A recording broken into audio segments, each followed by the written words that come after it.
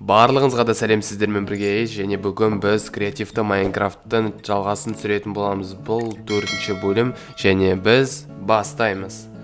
Міне көріп тұрғаныңыздай қазір әп-әдемі закат па рассвет деуге болады. Но рассвет қой, точно рассвет, сол кезде бастайтын боламыз. Көріп тұрғаныңыздай барлығы да әдемі, ал біз бастаймыз. Бүгін біз сіздерге спорт комплексті көрсететін боламыз. Біз деп мен өзім көрсететін боламын сіздерге. Міне көріп тұрғаныңыздай мынау әдемі спорт комплекс. Көріп тұрғаныңыздай мынау қазір железный блоктармен қазір көрсетейін. Железный прутиядан жасалған көбінесе, және мына жерде андезитпен тағы да көрсетейін сіздерге. Андезитпен диорит деген блокта қосындысымен жасалған. Міне ең бірінші біздер көретін жеріміз, ол баратын жеріміз, то есть ол дейтін раздевалка андезитпен железный блоктың көбінесе жасалған. Міне кіріп келген кезде бізді сразу золотой бронядағы адам кездестіреді, бірақ ол золотой броня ол просто так жасалмаған, золотой броняда емес, ол өзінің командасының мүшесі болып келеді, ал команданың киімі золотой, сол үшін киіп тұр. Ал мына жерде бізде мында лестницалар тұр, ол лестницалар отырғыштардың рөлін атқарып тұрады. Ал міне солға қарасаңыздар, мына жерде железный блоктармен железный дверь тұр. Солар дейтін бізде раздевалкалардың рөлін ойнап тұрады. Міне көріп тұрғаныңыздай мына жерде тағы да стол бар, хитрый образбен жасалған. Көріп тұрғаныңыздай мына жерде екі лестницаны бұрып қойдым былай, сосын мына жерде полублок қойып қойдым. Жақсы сапалы стол шықты, икеядан емес. Мына жерде тағы да эндерняктан жасалған пол жасап қойдым, әдейі. Мына жерде әдемі көрінеді деп ойлаймын осы. Міне көріп тұрсаңыздар, мына жерде тағы да бір сол команданың мүшесі тұр. Білмеймін неге мына жерде тұрған тығылысып, бірақ әйтеуір тұр. Мына жерде екі стол және мына жерде удобный етіп жасаған. Мына жерде меніңше өте әдемі шыққан сияқты. Мына жерде тағы да полкалар тұр. Барлығын әдемі көрсеттім деп ойлаймын осы жердегі, және біз жалғастырамыз. Енді біз ең басты жерге барамыз, ол поле. Міне көріп тұрғаныңыздай поляға кірсек, мына жерде футбол алаңы тұрады.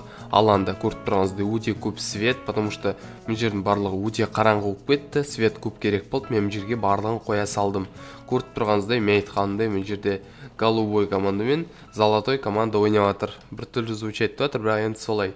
Міне көріп тұрғаныңыздай, алаңның барлығы диорит деген банағы тастан жасалған. Міне жердің барлығы сондан жасалған.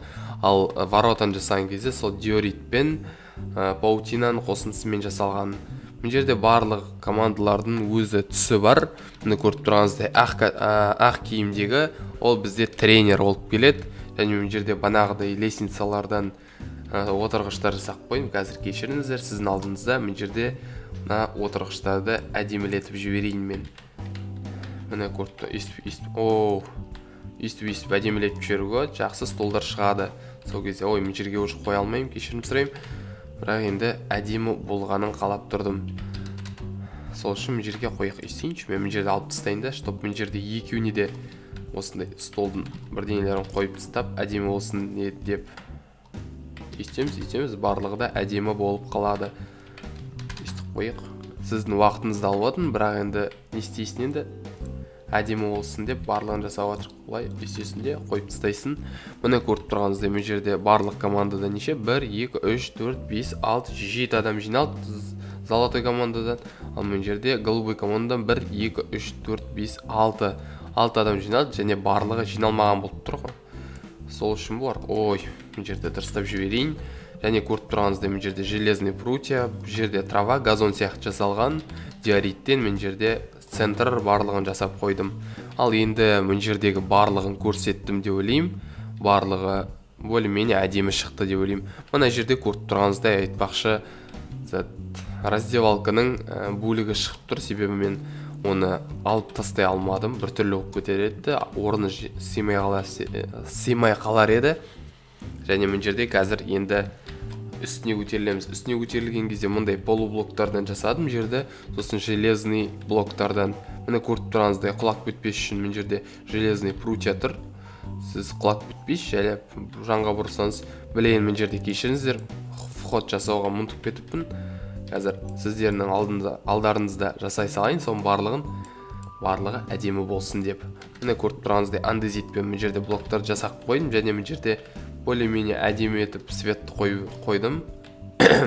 Кешіріңіздер, құттай ауырып қалып едім, сол үшін даусым құттай өзгеше болады. Міне көріп тұрғаныңыздай барлық блоктар железный прутьядан страховка жасап қойдым, ал мына жерде диориттан сондай страховканың жауып тұратын зат. Оның барлығы әдемі болады деп ойлаймын. Мына жерде көріп тұрғаныңыздай сетканың орнына паутинаны использовать еттім. Енді мына жерде теннис ойнауға болатын алаң жасалынған. Міне көріп тұрғаныңыздай теннис алаңында ешкім жоқ, әлі келмеген. Қазір теннис алаңының уақыты емес, футбол алаңының уақыты. Сол үшін мына жерде әлі ешкім жоқ. Енді басқа не көрсетуге болатынын әлі білмеймін. Міне көріп тұрғаныңыздай простой спорт комплекс. Мен айтқанымдай сіздерге история жасай алмаймын. Басқа история не керек? Екі команда ойнап жатыр мына жерде. Простой спорт комплекс, оның историясы ешқандай болмайды деп ойлаймын. Мынаның барлығы да өзімен өзде өте қызық деп ойлаймын. Міне айтпақшы, мына жерде есіктер, мында акациевый дверьлерден жасалған. Мына жерде сетка болған үшін соған ұқсатып жасағым келген. Міне көріп тұрғаныңыздай диориттан ба, или как аты не етті мына блоктың, андезиттен вход жасаған. Если сізге мына спорт комплекс ұнаса, сіздер лайк басыңыздар, коммент жазыңыздар. Келесі бөлімдерде уже сіздердің қалауларың бойынша мен басқа ғимараттарды салатын боламын. Ал енді қарағандарыңызға рахмет. Келесі кездескенше.